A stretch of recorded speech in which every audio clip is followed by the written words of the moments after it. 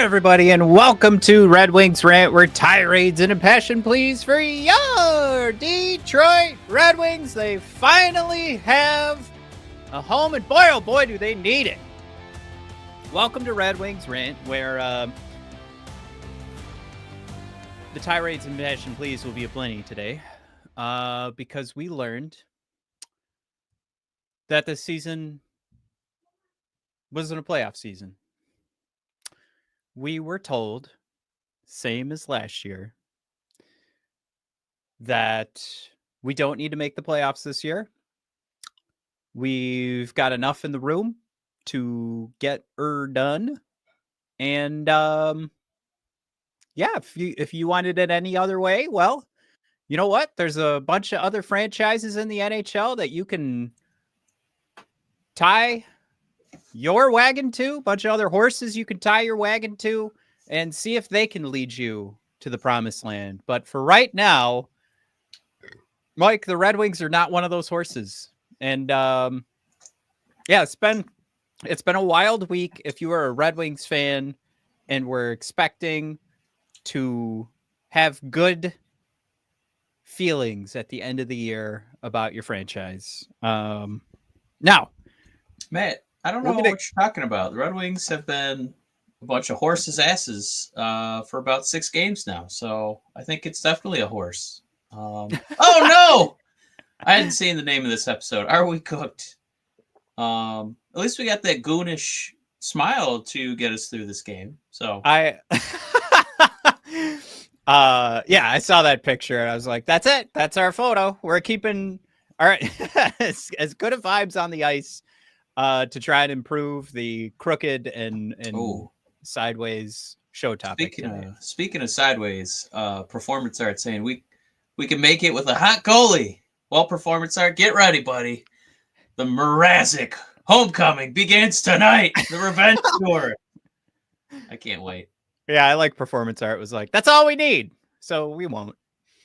And Jared putting out, oh God, don't say it out loud into the universe, because that'll speak it into existence. For those of you not seeing the comment, listening only. Yeah, you have to describe Kane's smile. Face. Kane's got this, what I would describe as a drooling boob of a smile as he looks up to the heavens. And I can only imagine he's looking up at the press box and seeing Jonathan Toews up there waving down. I'm coming, buddy. I'm going to save the show. I'm coming home. Yeah, how many more homecomings can we have? Especially the former Blackhawks. So, I don't know. Matt, if we signed Jonathan Toews, how would you feel about him on our fourth line? Dan B says 5-year contract coming up.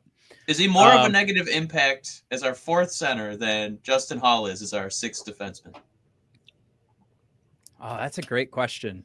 It's like, at this rate, why not? Yeah, just lock it in. By the way, I'm wearing my Showtime jersey, just so you guys know. Yeah, just to add to the effect here. Yeah. At this point, I don't just do it, like do something. We were saying the same thing on December 26th. We were like, do something. And I don't know if this was a 6-game winning streak instead of a 6-game losing streak. Do you think we're doing anything at the deadline? It's hard to say, because the way that Steve Yzerplan runs those press conferences, he makes it like it's a reward or a punishment. All right, you guys lost some games. You know what? You're being punished now. I'm not getting one player. I'm not acquiring anybody except Mrazek, because you're all going to hate that. You're all going to hate it, aren't you? Yep, 3 goalies. So, I mean, we saw it in person when we were at that game against the Utah Hockey Club. Steve was literally doing tallies for, pros and cons. And we didn't win that game. There was too many cons on the list. And so then it was punishment time. So there you go. I'll show you guys. Yep. Yeah, it is. It is sort of a weird disconnect that you go on a losing streak like this, and they're good. We're not adding to this like that. That's enough on its own. So the question, is the season over? For podcast listeners, that's what you're seeing. Are we cooked? Was our YouTube thumbnail.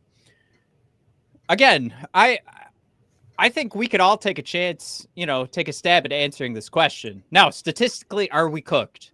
No, we're still in it. We still have a chance to do this. After that Senators game where Allmark stands on his head and has the performance of his career, which is not the first time that's ever happened to the Red Wings at this point in the season. Is that enough for you to say, like, they're just, they're not putting in the effort? No, of course not. They put in one hell of an effort. I'll say, let's stay. But, I think that's a great debate point, right? Yeah. Because I think if we were cooked, we wouldn't have seen that effort. And it was frustrating to get goalied again. It was frustrating to get reffed again.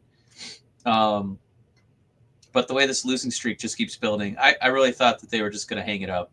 No, we're done. But I don't know. There's still a lot of effort. I don't know. Hopefully that effort leads to some wins, but they haven't folded it in yet. They're still trying. So I don't know if that for Steve, it's like, he's playing this punishment game every trade deadline where, we don't have our hot streak right at the deadline. So he just, kind of sits on his hands. And which makes me wonder, by the way, if we had our Magic McClellan streak around the trade deadline, would he have bought in that scenario? Yeah, like if we had started McClellan at like a 6-game, what if we had done all of McClellan losing but went on a 20-game heater? Like we started out December 26th, we lose another. That actually would have been great because he's not just going to turn around and fire McClellan. He would have been like, all right, it's the team. I got to upgrade this team too. This is just ridiculous. Well, I feel like that's where it kind of feels like we're out of both sides of our mouth, right? Like, we're happy about the team showing effort. They showed a lot of effort, and they scored 1 goal, and they couldn't beat Ottawa, who, they're not world beaters by any means. So it's like, what if we've coached as much effort as we can out of this group, and it's a talent problem? And we again don't make any moves to acquire more talent. So we'd be right back at the off season, Mike, where you and I were like, hey, there's some talent out there. Maybe we should go grab some. And instead, Nashville put on a clinic, man. Nashville was like, we're gonna buy all this talent. We need talent. We're gonna take all of it.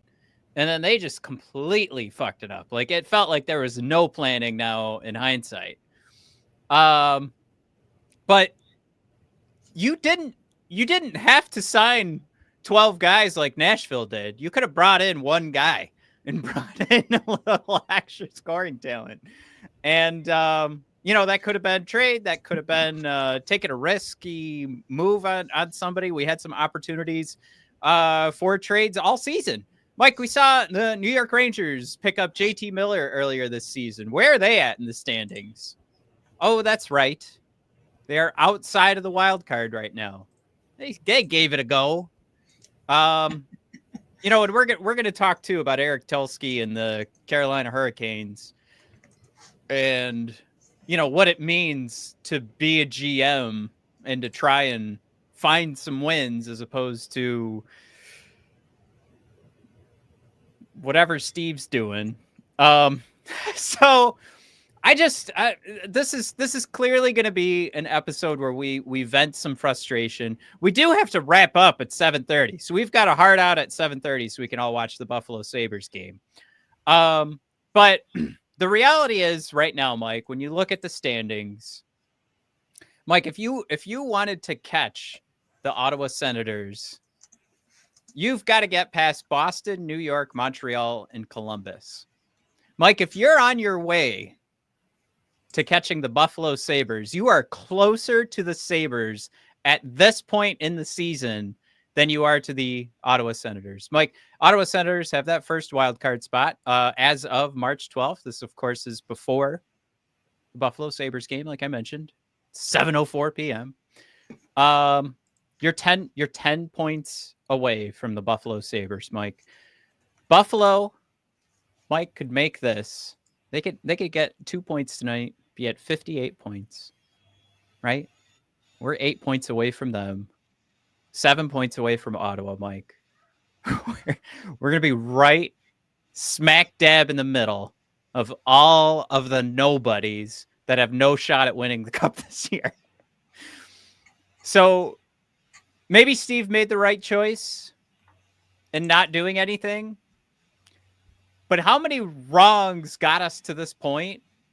And how much does it stink right now that we're about to unload the rest of this episode talking about things like I've got it queued up right now, Mike. We're going to see number 96 for the Edmonton Oilers throw a bomb to Zach Hyman here in a second. And the Oilers spent a first-round pick to get Jake Wallman.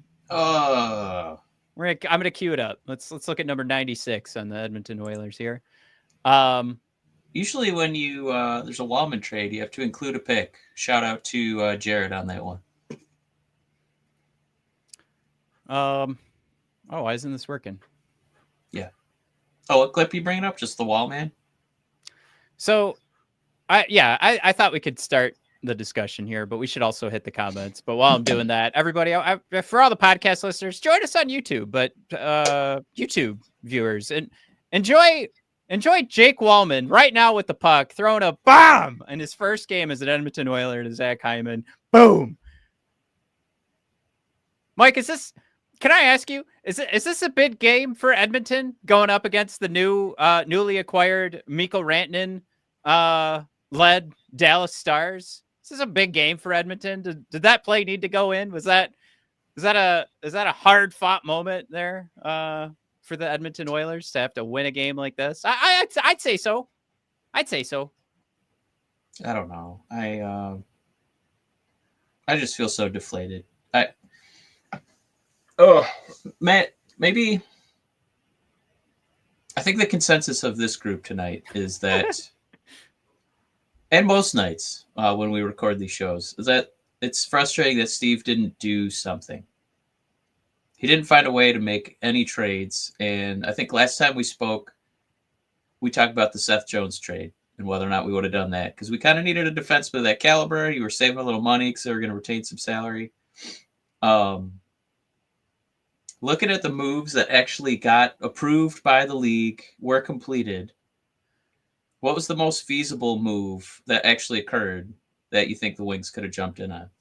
Because as exciting as it might have been to get Rantanen, right? That guy was being a tremendous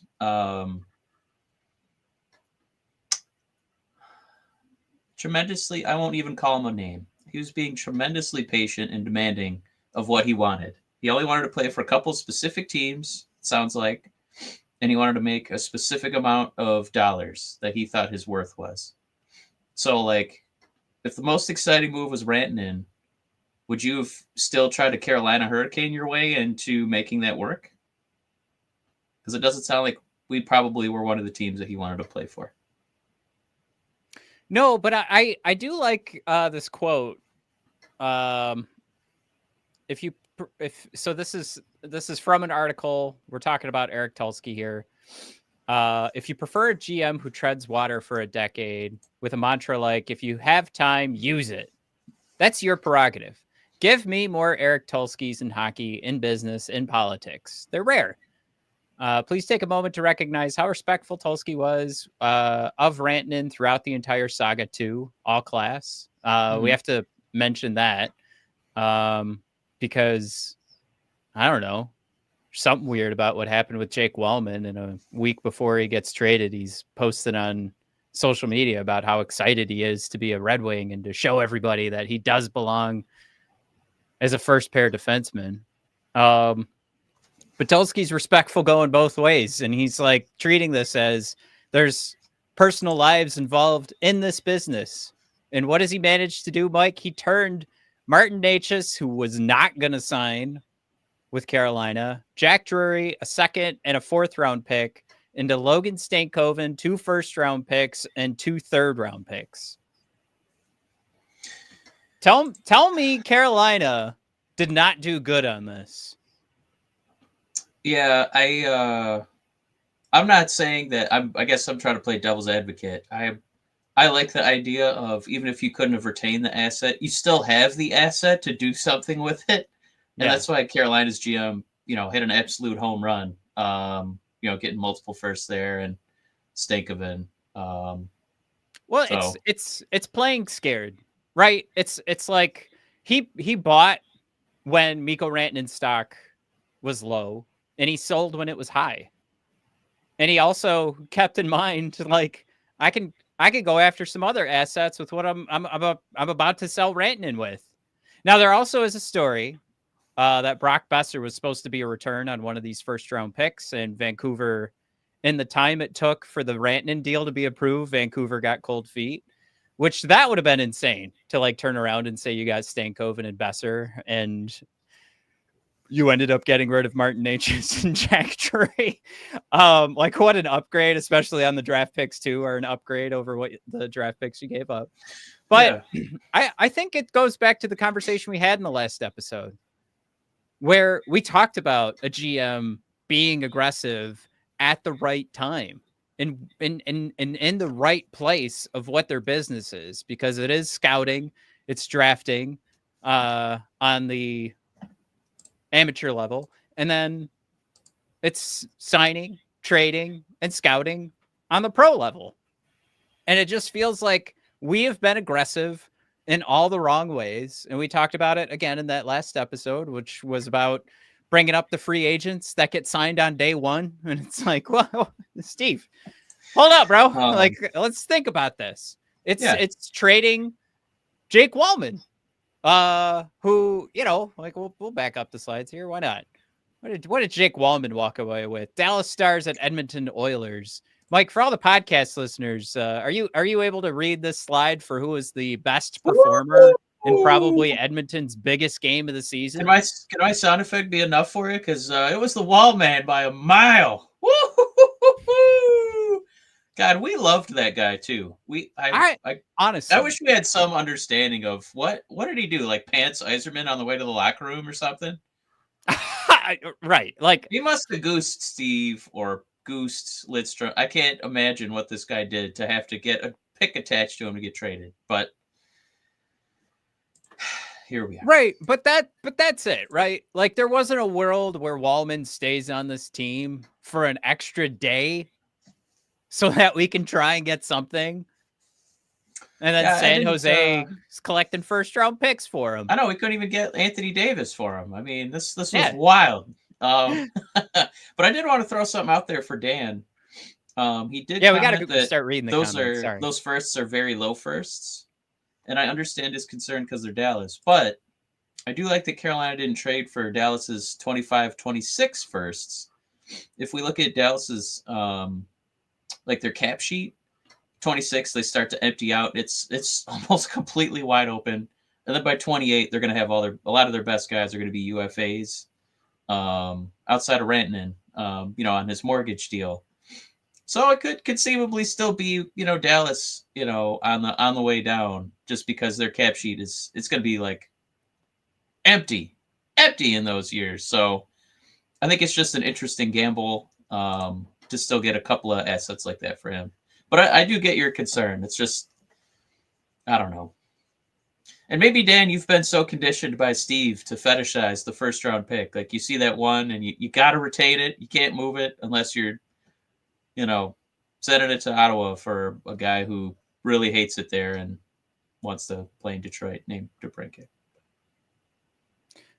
Jared throws out there, I'm still laughing. No one tried to grab EP40. Not a single bit of news last 24 hours of the trade deadline. That to me is wild. That's something I would have sniffed around. I know you asked the question, Mike, what happened on trade deadline day that you would sniff around? We could use Jake Wallman. We knew EP40 was at least up for discussion. Brad Marchand, super doable on a second round pick. Would have been fun to see what that might have looked like. But I also believe that Brad Marchand was saying, I would like to be on a good team. So you can kind of connect the dots and just be like, well, Steve didn't build a good team, so Brad Marchand wanted no part of us. Which I love that argument, by the way, because now we have to turn around and figure out who built this poop hole. I know my kids are still awake. Who built this poop hole of a team that Brad Marchand doesn't want any part of? Huh? Silly. I did have one more team I just wanted to just touch on, because I feel like every year we give them a lot of grief for fizzling out in the playoffs, but I always admire them for being aggressive and making moves to try and win this year. Matt, did you like Toronto's trade deadline where they did I think a first, and is it Grabenkin, some prospect of theirs, for like you said, Scott Lawton, and then they picked up Brandon Carlo from Boston. Oh, Brandon Carlo, that's right. Yeah, I think it was another first rounder and another prospect, Fraser Minton. So I don't know if we could have jumped on those, because Steve really likes those first round. It's what he's good at. He likes drafting in the first round. I don't want to give up the one thing I'm good at. And a couple of prospects for those two players. Obviously, I don't know if those are quite the tier that we would want around here, but did you think that they did a pretty good job, Toronto? Actually, as a guy who picked Toronto to win the Stanley Cup this year, I do feel really good about what they've done. I do feel like Florida might just blitz through everybody and it won't really matter. But it is, it's that full circle conversation of, does it make sense for the Red Wings to do the Brandon Carlos and the Scott Laughtons? I don't think it does. I like it for Toronto, and I'd like to be in Toronto's position. But Mike, we're done. We're stuck in the middle.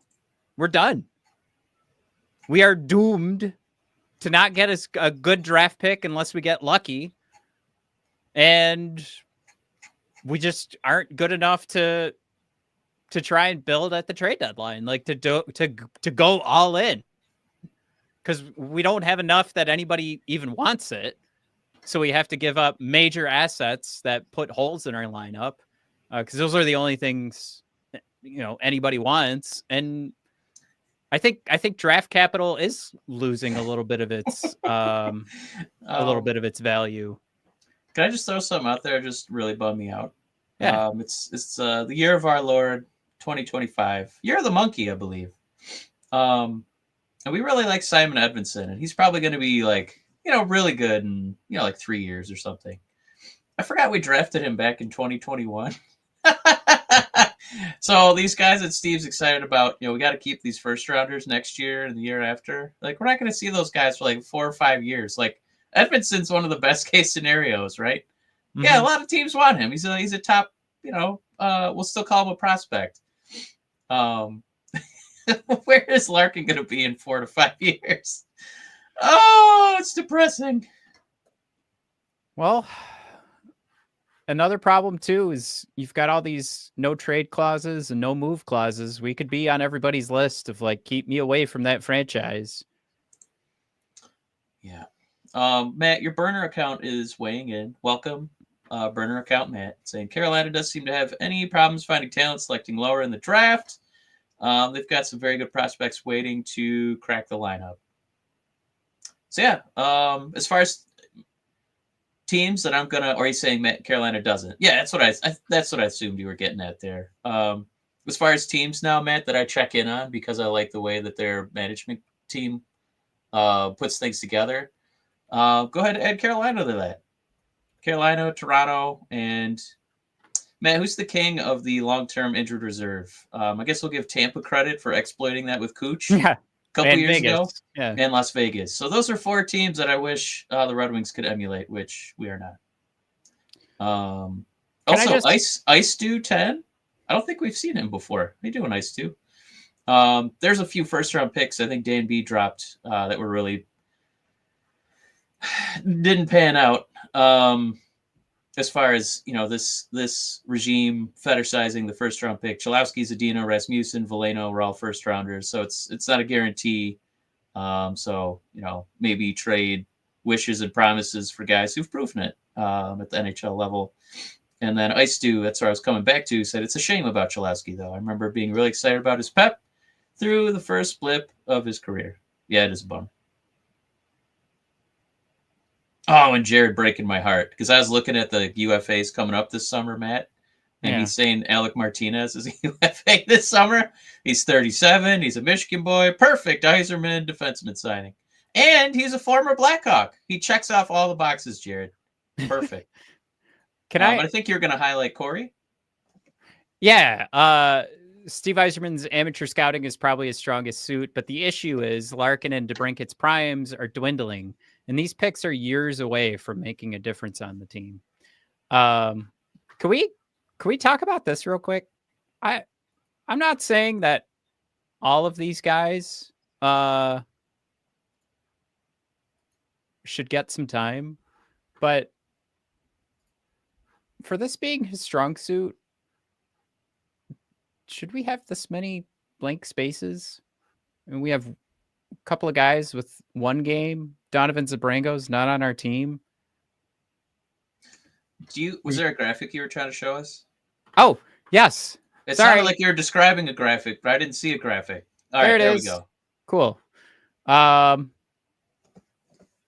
right, so going back to 2019, you've got Soderblom, Albert Johansson, Seider.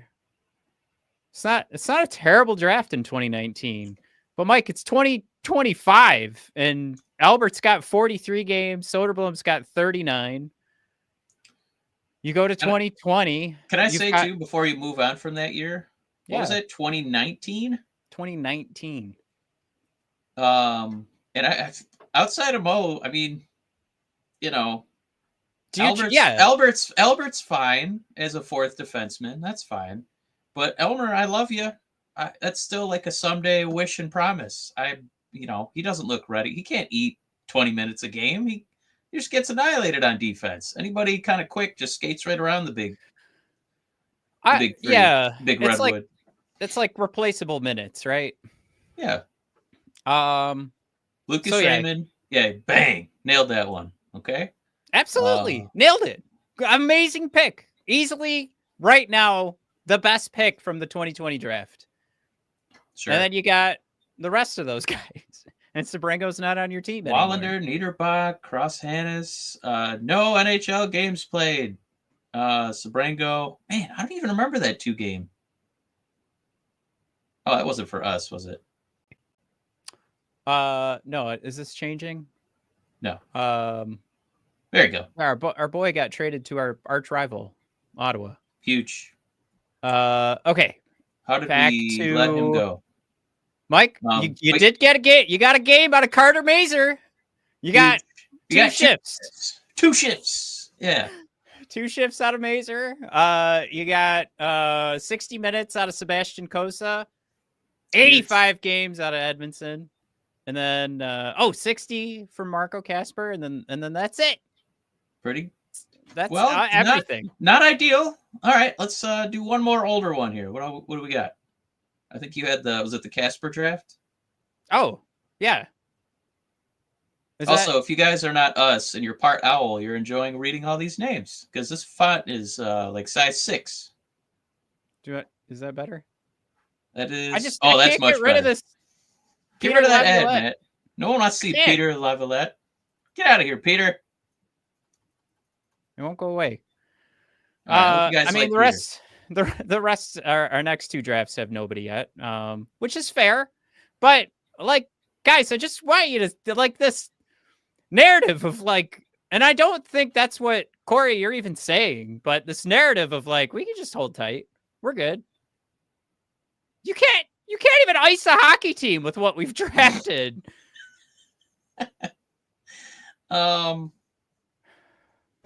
I mean, I think if they're really saying that, you know what, we're just not going to cash in until 4 years from 2023, so that's like 2027, because that's your big if you could open the graphic one more time, that was Danielson, that was Axel, was that Augustine as well? Yeah. So best case scenario, we're looking at 4 years from this year. I just wanted to pull up one number here. Yeah, by that time, Larkin will be 32. DeBrincat will be 31. Kopp will have just finished his Red Wing career at the ripe age of 34. And we'll have Comfort for his last season at 33. Oof. It's almost like the decision time. It's not even necessarily, all right, we need to start buying now, to like make the most of Larkin and DeBrincat. It's almost like maybe you should start selling now. You can get multiple first-round picks and just crater. Because this Larkin core, I feel so bad for this guy. He's just going to get no playoff games. Brian, ice a team, ice a beer. And a great example that we've brought up before is Carter Mazur and his situation. Like, we've talked about, like, all right, patience. Let's see what happens. What happens when Carter Mazur's your first round pick? All right, we're going to bring him up. Here comes your first round pick. Here comes the guy you sucked all season to get. I thought you were about to do a Matt Freak Foley injury. impression and send Carter Mazur through a table. Here's Carter, here's through the table. But, like, that's always the risk you're playing with these guys. Like, they have to develop and stay healthy. And we're still playing this, like, guys, it's okay. We're playing. You just don't understand. We're just playing the waiting game. Steve's 4D chessing the rest of the NHL.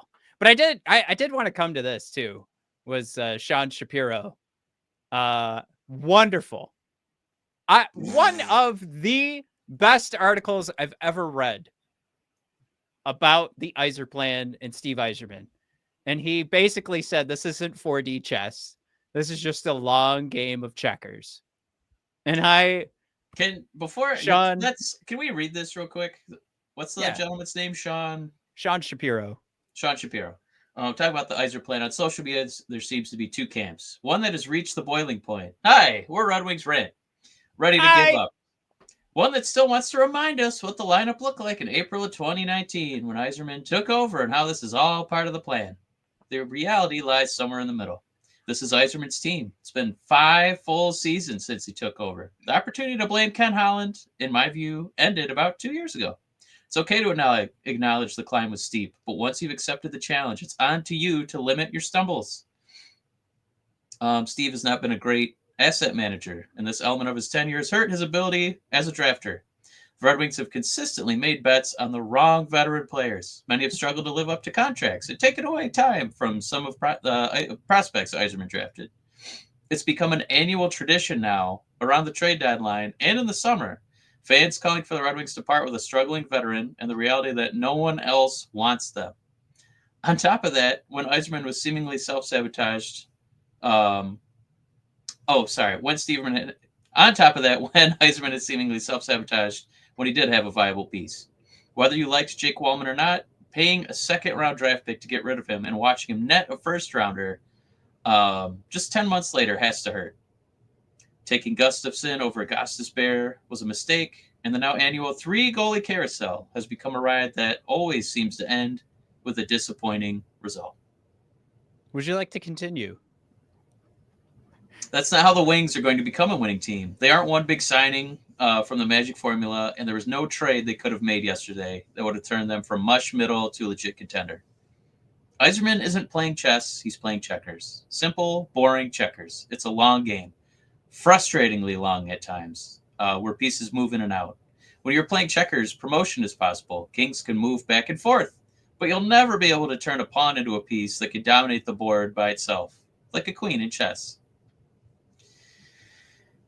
It's intentional. Yzerman himself has said multiple times he has to be slow playing things, and it's the reality of going from a bad to now middling hockey team. You can't play 4D chess, or any chess for that matter, if you don't have the pieces in the first place. The Dallas Stars of Carolina Hurricanes made a 4D chess move on Friday but that's because both teams had played enough checkers to get invited to the chess table. Dallas drafted and developed, could now deal from a collection of pawns, and Carolina, does that say every year, has built an organizational ethos that comes from its most important piece, Rod Brindamore. Stanley Cup champions play chess. The Panthers and Golden Knights did that in constructing championship teams in 23 and 24. Julian, Matt, you're going to kill me. Brisebois did it for the Tampa Bay Lightning after Yzerplan left to win back-to-back Stanley Cup titles. Teams can take the risk, try to jump from the checkers to chess phase, but that can lead to boom-bust results. Just ask the Predators. And that's what yesterday's trade deadline was a reminder of. The Red Wings are still stuck at the kids' table of the NHL, playing checkers with the rest of the mushy middle. Until they either acquire the right pieces or find the chutzpah to take a real leap, the idea of a big 40 chess move remains a fallacy. Wow. Beautiful.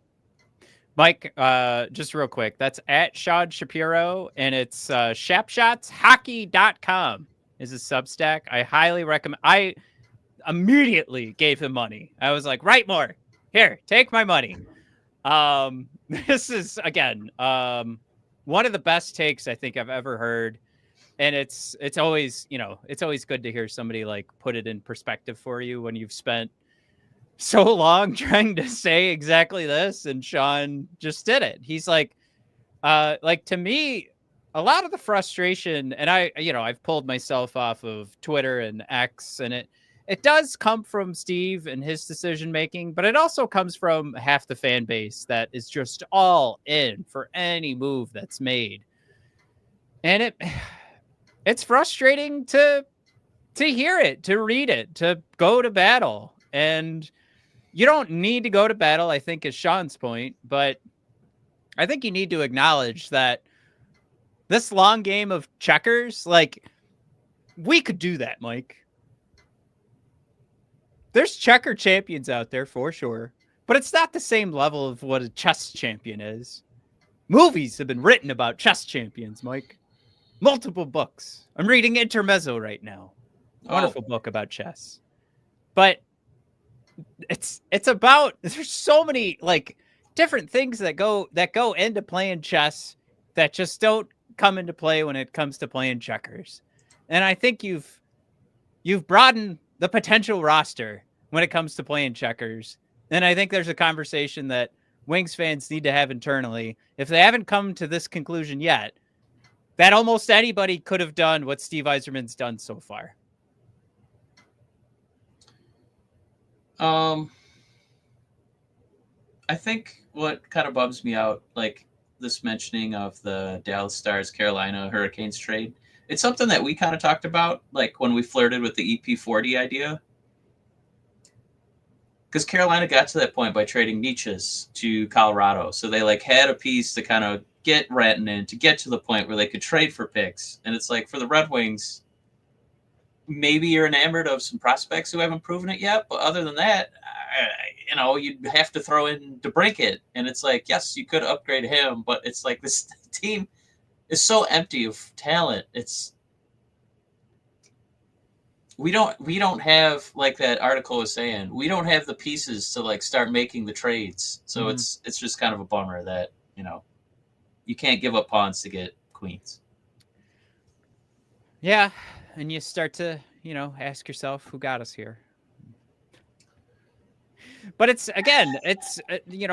Dan B put in the comments, resign. You might be asking me to resign. Hey, Chewy's aboard. What's going on, Chewster? Woo, hey, man. Chewy.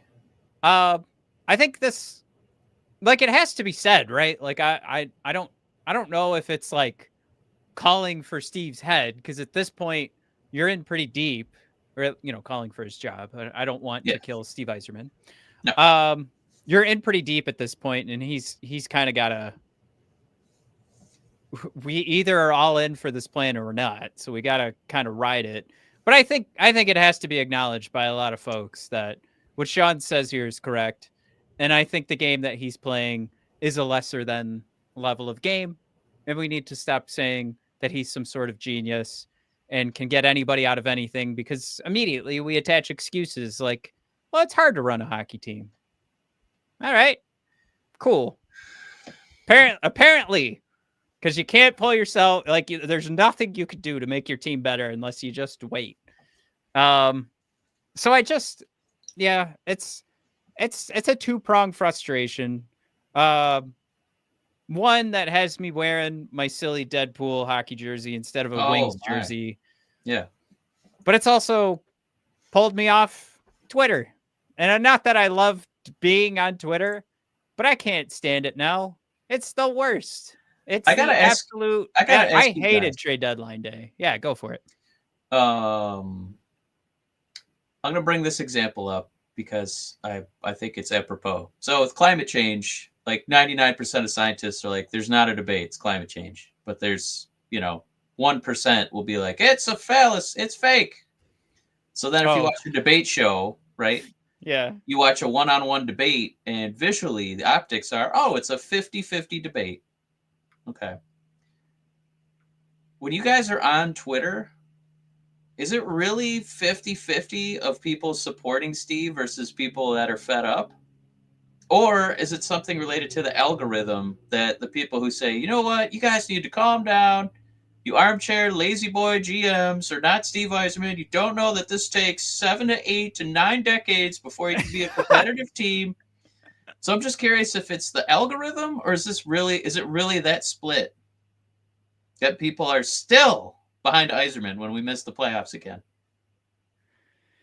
I don't know. It could just be one of those things where like the algorithm thought like it was going to get me to argue with a bunch of people, and all it did was make me go, all right, the second trade deadline's over. I am never opening this app again until next trade deadline, or maybe free agency, maybe draft day, right? I got to see if we trade anybody, but I'm not going on there. I refuse to go on there and engage with anybody. I am done, but I will go on there for news. We do have a new commenter, Adam Banks, welcome, saying the plan comes to a head next season. This is when a core group of the prospects will be either with the club or close.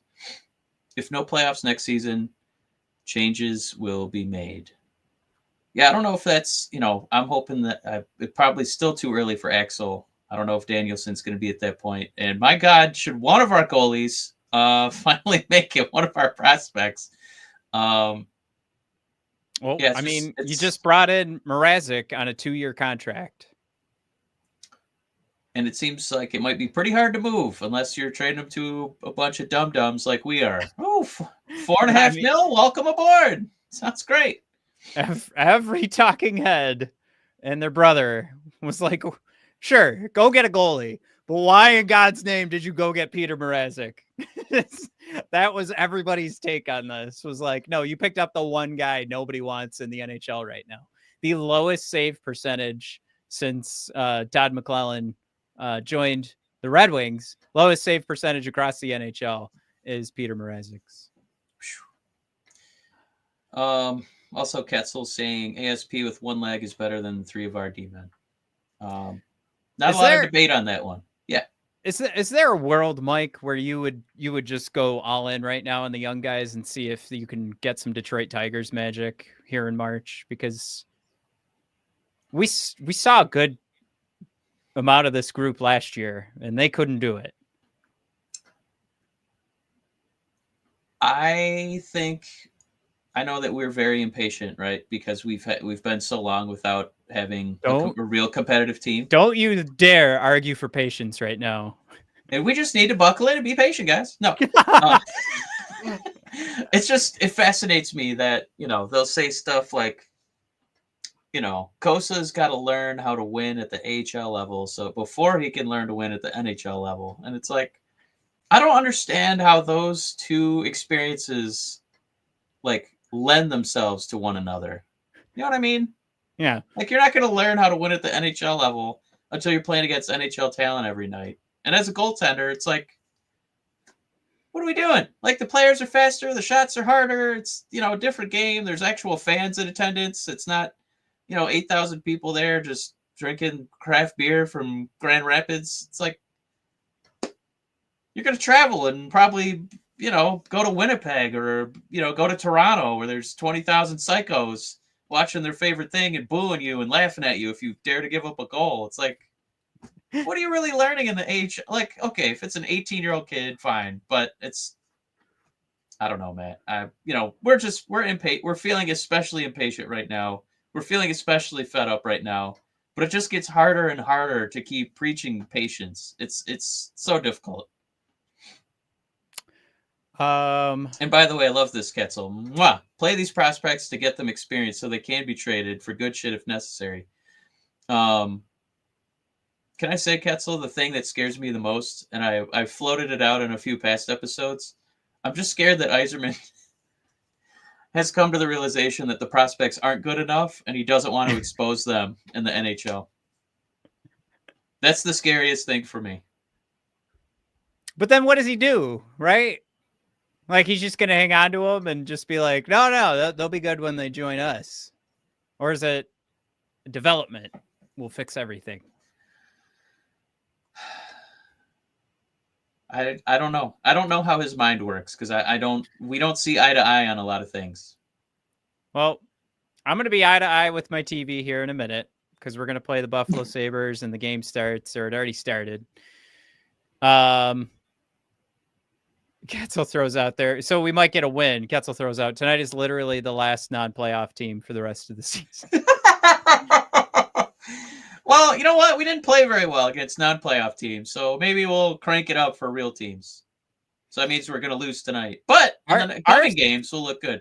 This is wild. Our strength of schedule is almost at 0.6, wow. Which means your opponents, on average, have accumulated 60% of the points available in every game this season. All right, let's pull up Tankathon and then we'll call it a night. But that is wild. You are number one. Hey, Buffalo. They're number two. They're gonna knock off an easy game off their schedule. That's we're both knocking off one of our easiest opponents tonight. I cannot wait to look at the strength of schedule after this game. That's going to be absolutely wild for the rest of the season. Man, that's incredible. I mean, look at like the easy opponents. We don't even fill it out anymore. Boston. We got one more against Utah. And, well, you know what? I will fight back. Utah, St. Louis, and Montreal. Real quick, Dan B saying, you're not helping, Mike. Sorry, Dan. I'm just saying. I'm really terrified that our prospects are so bad that we just can't call them up. And then Crimson Shadow, welcome, bud. Saying, real talk, if Kosa plays behind this D, you're going to kill that kid's confidence so goddamn fast. Well, you know what? You got to start from the bottom to work your way up, right? We got to figure out who's bringing all these defensemen onto this team. Trading for them, giving them these 5-year contracts. When Steve figures out who's in charge of that, I think then this team can have all of its problems solved. Like what? I don't think you need a bottom there. Can I push back? Because I saw a comment in here that we're going to kill this kid's confidence if we call him up. But I mean, I don't think you need an undefeated AHL team for a goalie to get called up. And I mean, playing in Grand Rapids right now, they lost 4-5. Hey, they won one in overtime, 3-2. Lost 2-5. Lost 2-3. Lost 2-5. Won. Gave up 4 goals. Lost in overtime again. Gave up 4 goals again. Gave up 5. Lost again. I just, my God, this is a rough streak. They lost 4-1, 4-3, 3-0, 6-0, 2-0. Is that what it takes, guys? Is it a 12-game winning streak for Kosa at AHL? Okay, now he gets it. Get up here, kid. Well, it's eventually you just got to start putting better players on this team and goalies count, right? Two quick call outs. First of all, how great are all these ads that are popping up on Tankathon? Nothing is damning my search history. Great job, ads on Tankathon. Look at this. I can help my kids. You've got 0% APR, 3 different ways, credit cards. This is great. All right. First of all, showed that off. Second of all, I'm going to stop sharing this before something crazy pops up. Mike, did Allmark not stop 50 shots and help Ottawa beat the Detroit Red Wings But the other how night. would we have acquired him, Matt? I'm not saying we do. Oh, do you okay. have a good goalie in this system or not? Well, Allmark in got 3 lit to 4 years, he'll figure it up. out. He got lit up, though, Mike. 3 to 4 years. At some point, you got to put good players on this team, and No, you those good don't. players are going to make the team better. Not if We your name's can't just Steve keep. Yzerman. We're just going to get as much mediocrity as we can. But yeah, we probably should have traded for Allmark. Oops, all goalies. That was Steve's idea of, we can't get Allmark. Let's just bring in everybody. How many goalies have we played this year? I mean, we signed. Was it 4? Maybe only 3, right? Yeah. No, 4. Husso, Kosa, Lyon, Talbot. Man, this sucks. Incredible use of cap space there. Incredible. Before we leave today, can we all commit to one thing? That depends on what that one thing is. What do you got? If we destroy the Sabres tonight, yes, we won't jump back on the bandwagon. Can we all commit to that? You mean we have to understand that this is just the Sabres? Yes. A depleted post-trade deadline Sabres team? The only reaction you can have tonight is if you get destroyed by the Sabres. If you eke one out against the Sabres, that's fine. It's hockey. If you blow out the Sabres, that's fine. That's the Sabres. Means nothing. But if you get destroyed by the Sabres tonight, if it's 2 goals or more, I'm calling it. Not including an empty net goal. If it's 2 goals or more, you lose to the Sabres tonight. Your team is given up.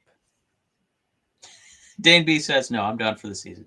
All right, Dan, you didn't need anything. There's nothing that can turn this around. I love it, Dan. You're stronger than me. I just need to say it out loud. I need to see another 7-game winning streak before I'm bought back in. Dan, go Buffalo. All right, we don't need to go that far, Dan. Come on. All right, let's go watch this Buffalo Sabres game, guys. This is the last win of the season, you guys. You don't want to miss the last win of the season. Come on. I'm going to hate turning this game on and seeing we're down 3-0 already. All right, thanks for tuning in, everybody. Hopefully we brought your spirits down. And if you were still on Steve Yzerman's side, you've at least started to question it. There's something stirring in you that's maybe he is full of shit. All right. Thanks, everybody. 0-0. All right. Don't forget, it's on HBO Max or Max, whatever. That was such good branding. Shouldn't have gone with the Max. HBO Max was where it was at. Go Pistons. Go Tigers. And Lions. Lions, it's okay. You got 6 months to do something else. One last comment. Jared throws in there. We'll see Jack Campbell before we see Kosa. Oh, woo! No. Right. Jared. Right in the heart. And he twisted Oh, my God. We forgot Mrazek. That is 5 goalies. Is he playing tonight? Yeah, that's 5. Ha-ha! Nice. Woo! Right. Man. Chewy had a good joke. We missed it. I'm sorry, buddy. Where was it? No, Peter. Yeah. There it is. All right. Well, sorry, guys. We'll be good in... I'm not even going to say 4 years because I don't believe that. All right.